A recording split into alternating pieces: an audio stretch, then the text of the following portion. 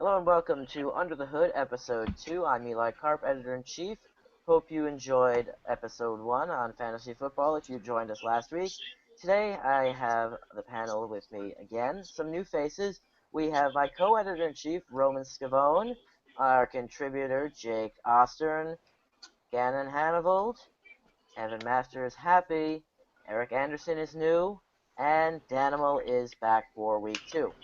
So without much further delay, let's get started. Last night we had our fantasy draft, which produced plenty of drama and interesting moves to say the least. A couple head scratchers, a couple steals, a little bit of everything last night between 7 and 8 o'clock Eastern time. So I'm going to leave the floor open. Who would like to? I'll pass the torch to you. Who wants to start with the interesting move of the night? I will. Jake, we're going to come to you. All right. Well, something that really surprised me was the fifth overall pick. Kenny Stills downloading Julian Edelman going fifth overall. That was a major head scratcher. I couldn't believe it. I mean, I know he doesn't know a lot about football, but I mean, you could have taken a good running back or a good wide receiver. I mean, we all had great drafts. We all have our strengths and weaknesses, but well, basically Kenny's team is the whole Patriots, so it'll be very interesting to see how Kenny does this season. I agree with you there, Jake. Definitely, I think everyone found it a little surprising to see that Julian Edelman went fifth overall when he should really be going about 25th overall. Obviously, it remains to be Exactly. seen. Kenny will go how the Patriots go. Anyone else aside from the Julian Edelman fifth overall? Roman, I see you ready to pounce. I'm going to go to you.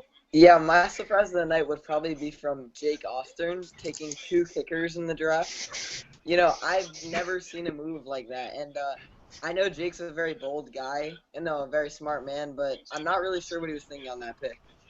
Interesting. Since we have Jake on the panel right here, Jake, I'm going to come to you. What is your response to Roman's wondering about your two kicker? Well, I value kickers first of all. When my kicker, okay, I have Steven Hauschka and Adam Vinatieri. So when Adam Vinatieri has his bye week, I'll put in Hauschka, and vice versa. So that's just some strategy, and I'll leave it at that. But Okay. Jake, don't you think you could have gone to the waiver wire to pick up a middle of the line kicker and maybe pick someone with a lot of potential at a flex position? Hauschka and Vinatieri are the two of the top kickers in the league, and they're pretty good with extra points and field goals. And that field goals and extra points, scoring wise, could really help you during your fantasy matchup for that week. So that's why I value the kicker position. Now, Jake, let me ask you a quick follow-up. If you think that kickers are so valuable, would you advocate to making a kicker um, eligible for a flex spot? Absolutely, absolutely, absolutely. As I said, I value kickers. I think they could really put up a lot of scoring, and as I said before, it could really make or hurt your outcome for the week during your matchup, and that's just the name of the game. Okay, you heard it here first. If the kicker is ever thrust into a flex spot, you know where to go. Danimal, I know you had some thoughts about the draft last night. What do you say is your best pick of the draft? Um, that's a tough one. I do like my wide receivers with Des Bryant and Sammy Watkins. Obviously, I can't say Devontae Freeman anymore because I just traded him away today. But we were talking about surprises in the draft, and my draft didn't go that well. That was not much of a surprise. I should have got more running backs, and I didn't. It just kind of collapsed on me early. Okay, and you mentioned Devontae Freeman is no more on your team. Can you tell us a little bit about the trade you made? Yes, me and Spentano earlier today traded. He's traded CJ Anderson and Gronk for Freeman and I believe it Delaney. was yeah Delaney Walker. and I think that went more in my favor because C.J. Anderson isn't as good as Freeman, but Freeman definitely he got a little hurt and was a little off it last year, and I don't think there's as much as a gap difference. But Gronk is the top tight end in the league, and Walker's good, but he's not Gronk level, so there's a more gap between them. Okay. Uh, Understood on that. Now, Eric, you and Gannon actually made quite a blockbuster trade last Oh, night. yeah. Some thinking it's quite lopsided. You traded Odell Beckham Jr. for Cam Newton. Essentially, um, Gannon drafted Cam Newton in the third or fourth round, and in exchange, he got uh, a very high first round pick. Can you explain your decision? Well, I missed the first 8 rounds of the draft, so I need to take some risks. Like I made a trade with you, getting Eddie Lacy, as well as a trade with Gannon, getting Cam. I also got a decent receiver out of it too. So when you miss 8 rounds of a draft, you need to take some risks. And if you hadn't missed those early rounds, would you have made that move?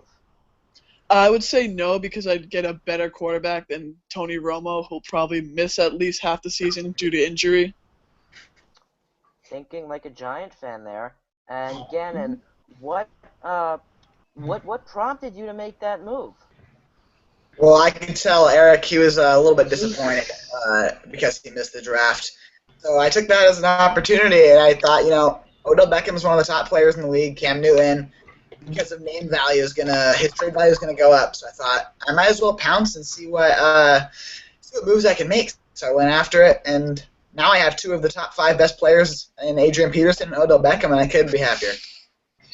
Spoken like a true Vikings fan. Happy, you haven't gotten in on the action yet. What crossed your mind last night at the draft?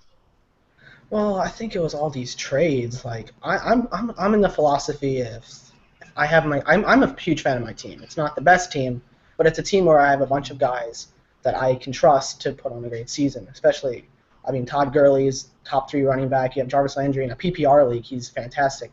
He'll get 1 million receptions probably. But I don't understand why we were all trading when you don't. I just don't see it. I take the Adam Balky approach. Well, I couldn't pass an offer to move a guy who's listed. That's understandable. Or a guy that's listed in the top 5. Yeah, that's understandable. You completely just stole Odell Beckham from him. Yeah. It's disgusting. A couple camera technical difficulties on the Happy's stint there, so we do apologize, but it seems like we got the audio there.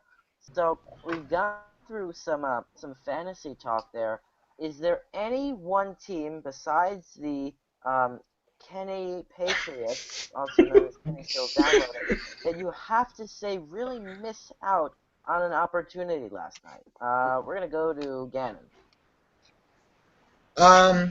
Oh man, that's a tough question. I didn't look too in depth at other people's teams. I thought Spencer made some interesting deals. I'm just looking at post draft. In the actual draft itself, I was paying more attention to where my team was being built. Post draft, Spencer elected to trade Gronkowski for Delaney Walker, and thus send him to me for Marvin Jones. I thought that was just such a loss for him. He had Gronk, and by way of deals, he ended up with Tyler Eifert, who's coming off an injury and is likely to miss the first 3 or 4 weeks, and Marvin Jones, who is 1 or 2 receiver on the Detroit Lions. I just think he definitely lost a lot of value on his team, and now he's tight endless for the first few weeks of the season. Definitely a head scratcher there. Roman. Yeah, I'm also going to look to Spencer to look at some questionable moves. So Spencer had the 12th pick in the draft, and he had the first pick in the second round, and he took Thomas Rawls, which is reaching about 6 or 7 picks too high. I think Thomas Rawls is a guy with not that much upside, and I think it was a ridiculous pick by Spencer. If you look at his team now, it really suffered because of that pick. That's the spot where you can get, Brandon Marshall, Doug Martin, someone like that, and instead he's left with a middle of the line running back. Okay, we seem to be all off of train Spencer here. Jake Ostern, the Ooh. kicking and quarterback machine. What else crossed your mind? What should have been better? Well, for Kenny's team, I really don't know why he selected the Patriots defense.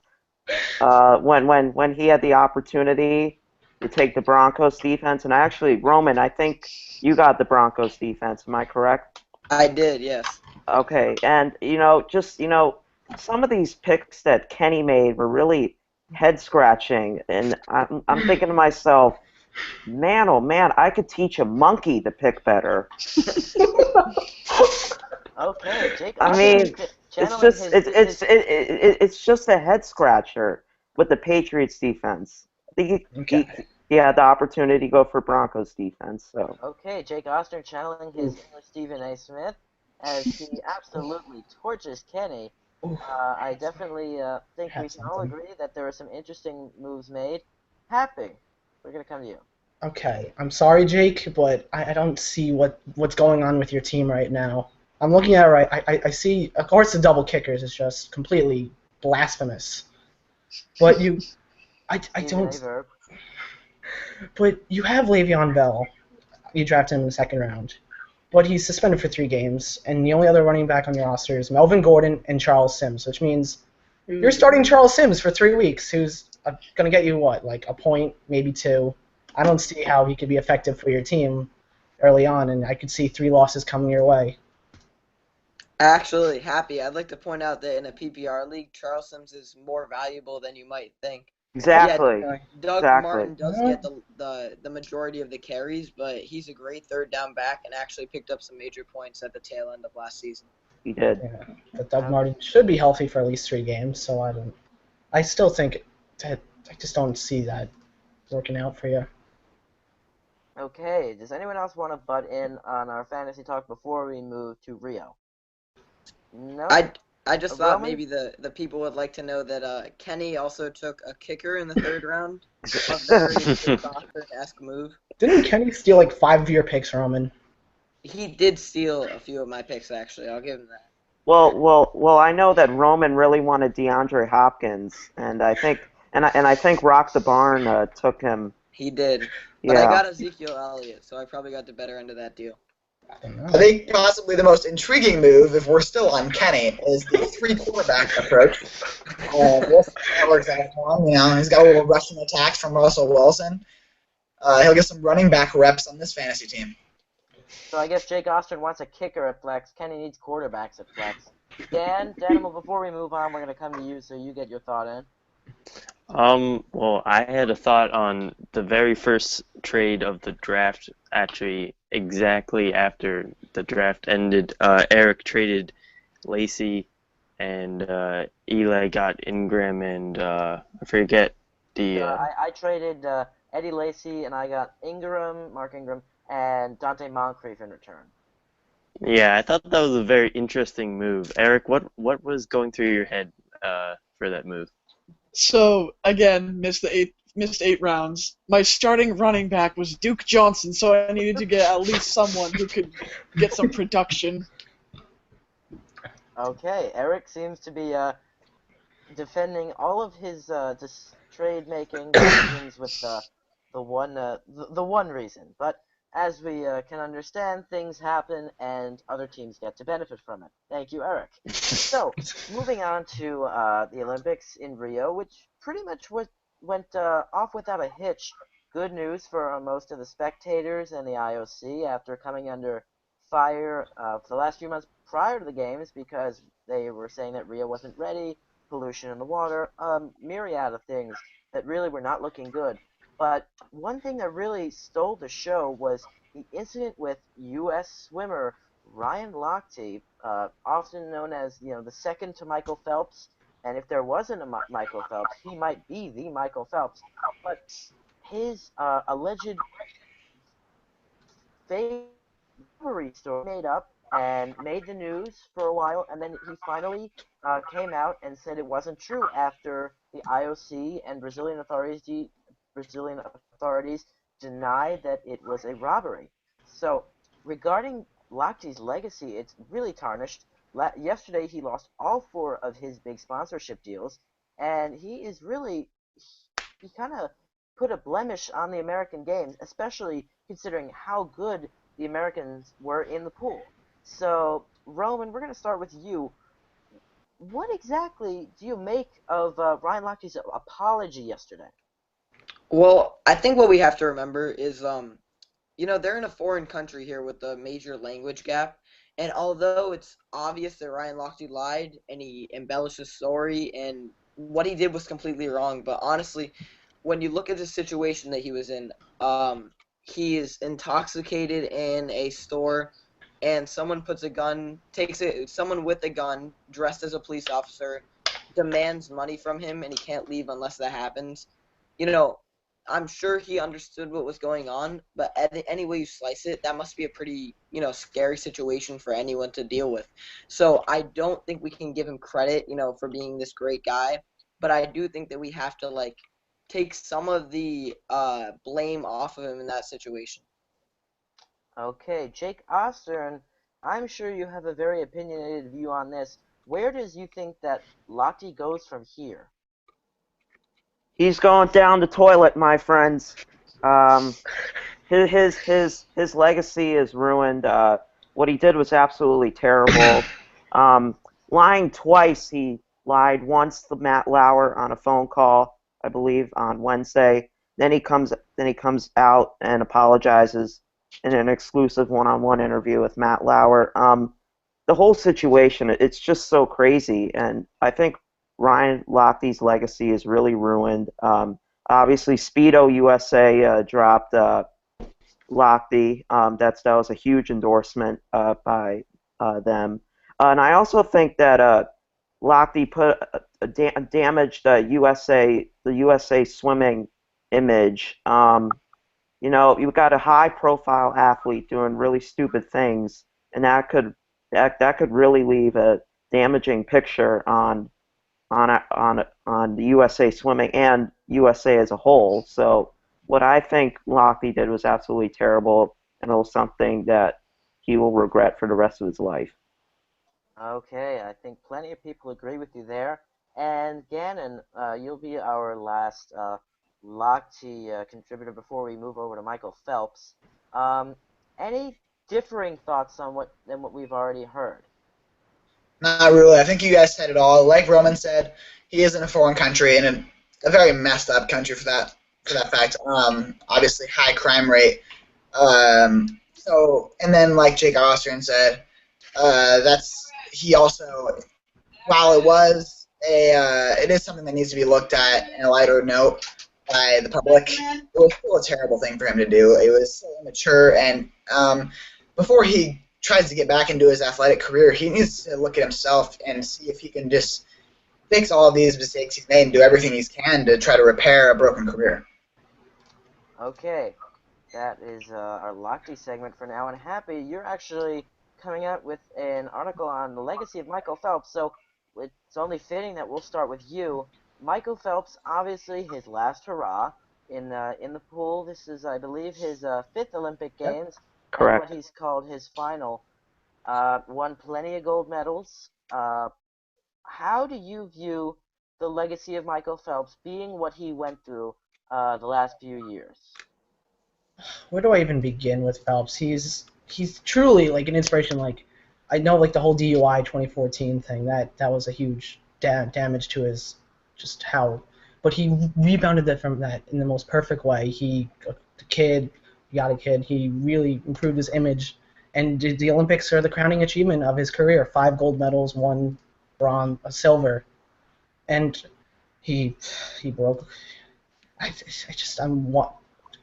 Michael Phelps he's the greatest Olympian of all time.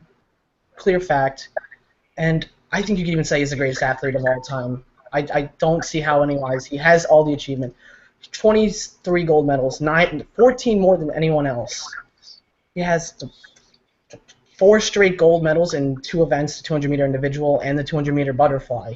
And I think the one thing that I think out of all is the fact that the inspiration he's had on so many future swimmers. Katie Ledecky has always said that Phelps was inspiration. It was an honor for her to be in the team with him for two Olympics. Joseph Schooling, the guy who beat him in the 100-meter butterfly, also said, met him in 2008 after Beijing. It's just, I can't say enough how much I am a Michael Phelps fan, and I can't wait to tell my kids and my grandkids how just truly an amazing person, and just that's all I can say. Just Okay, happy stumbling for words there, but getting his thoughts out. And you can also tell your kids when you get big one day, this is where you got your start, and they'll come back and watch these videos. and they'll So, laugh at me. well, we'll see. Eric, you are next up. Do you think, based on Michael Phelps' dominance that he asserted yet again, he could swim in another Olympics in Tokyo? I definitely think he could because, again, look what he did in Rio. I don't even know how many times he's gotten in the pool and just dominated throughout his Olympic career. At fairly young age, I'm pretty sure he could do it again. It's just more of a mental thing than a physical thing on him. Because just face it, he's the Tom Brady of swimming. He's the greatest of all time, Don't say that. and he just doesn't want to assert his dominance anymore. All right, Eric, always managing to bring in the Boston reference, whatever we're talking about. So, Daniel, we're going to finish up with you. We pretty much covered the swimming. Is there any other last-minute topic of the Olympics you'd like to talk about before we go? Well, I just want to point out that the comparison versus Phelps and Lochte is Phelps, he just finished off a great Rio Olympics with all those gold medals. He posted a picture on Instagram of his kid and his wife just sitting by the pool, like he's just riding out on the sunset. Wow, Lochte's over here losing endorsements. He's like tarnishing his legacy, and there's just such a big gap. It's just one's riding high and one's riding low. All right, definitely good to point out. Again, everyone, thank you for joining us here on Under the Hood, and we look forward to seeing you next week. Thank you.